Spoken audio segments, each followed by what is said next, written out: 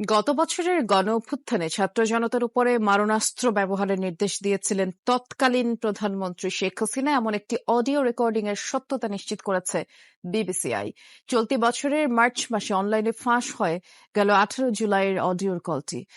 সেখানে অজ্ঞাত এক সিনিয়র সরকারি কর্মকর্তার সাথে কথা বলতে শোনা যায় শেখ হাসিনাকে। বিক্ষোভকারীদের উপর মারণাস্ত্র ব্যবহার, শেখ হাসিনা পালিয়ে গেছে, শেখ হাসিনা নাই, শেখ হাসিনা চলে গেছে, শেখ হাসিনা আমি বলছি সবাই তালিকা করো, এবং যেখানেই আন্দোলনকারীদের পাওয়া যাবে গুলি করার নির্দেশ দেন তিনি।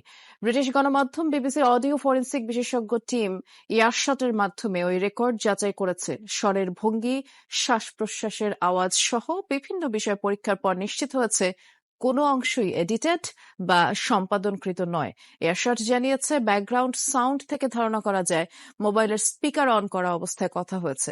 মানবতাবিরোধী অপরাধ ট্রাইব্যুনালে শেখ হাসিনার বিরুদ্ধে এই অডিও রেকর্ডটি গুরুত্বপূর্ণ প্রমাণ হিসেবে উপস্থাপনের পরিকল্পনা করছে প্রসিকিউশন।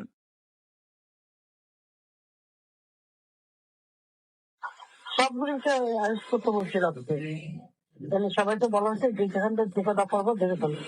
লাভার নির্দেশনা দেওয়া আছে, ওপেন নির্দেশনা দিয়ে দিতে এখন লেটার নির্দেশ ব্যবহার করবে, যেখানে পাবে সেটা গুলি করবে।